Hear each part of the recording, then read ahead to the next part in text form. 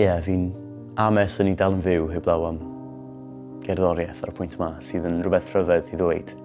Mae cerddoriaeth wedi cael fi trwyddo cyfnodau anodd iawn. Cyfnodau lle fi ddim yn rili'n deall sut fi'n teimlo. Anaml fi'n troi at sgwennu cerddoriaeth achos dim angen iddo fe wneud synwyr. A weithiau fi'n sgwennu rhyw gan a dwi'n gwneud unrhyw synwyr I fi yn y foment, ond wrth edrych nôl ar y gan yna, fi'n deall sut fi'n teimlo'n cymaint yn fwy.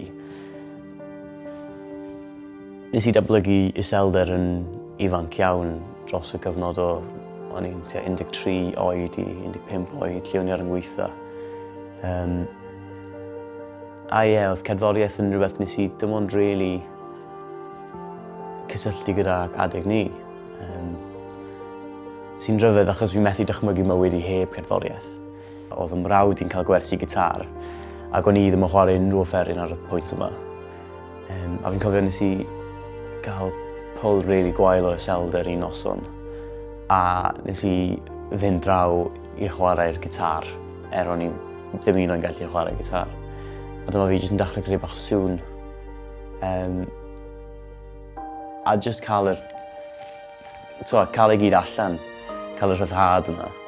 I fi mae cerddoriaeth yn ffurf gwahanol o gyfathrebu a mynegiant. Mae emosiwn mor bwysig o fewn cerddoriaeth. Mae emosiwn I unrhyw fath o gerddoriaeth. Mae cordiau gwahanol yn gwneud I deimlo mewn ffordd gwahanol. Mae'r geiriau wedyn mewn can yn gallu gwneud I rywun deimlo emosiwn penodol. A be fi'n ffindio'n ddiddorol yw'r effaith seicolegol mae cerddoriaeth yn cael arno ti. Mae cerddoriaeth yn rhywbeth ti'n gallu crio I, ond eto mae'n rhywbeth allu ti wneud o dros y lle a gweiddi. Fi'n sylwi weithiau mae cerddoriaeth yn beth mor gorfforol hefyd. Dwi ddim just yn rhywbeth ti'n clywed, ti'n gallu deimlo fe. Boed hwnna mewn clwb nos yn gwrando ar cerddoriaeth really drum and bass, lle mae'r holl gorff di'n ysgwyd. Neu bod e'n chwarae gitar a just teimlo'r y ton y sain yn ysgwyd y gorff di ti'n bach. Ti'n teimlo fel bod ti'n rhan o'r offeryn os unrhyw beth sy'n ni'n dweud, sydd yn rhywbeth reit ddiddorol. Am gwbl o flynyddoedd yn yr ysgol ges I therapi cerddoriaeth. Nath helpu fi'n fwy na o'n i'n deall ar y pryd. Therapi cerdd yw pan ti'n mynd mewn I ystafell, ti'n chwarae o gwmpas gyda cwpl o offerynnau gwahanol a ti'n gallu just troi dy hun I fewn I gerddoriaeth o'i gymharu gyda geiriau, achos weithiau dyw e ddim yn hawdd wneud ni.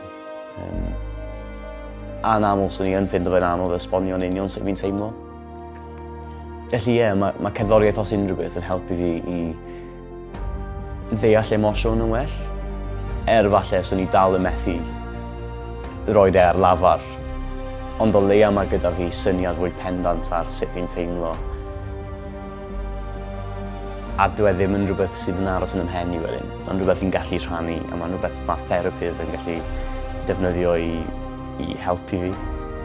Mae'n deimlad o'i gymharu gyda emosiwn penodol.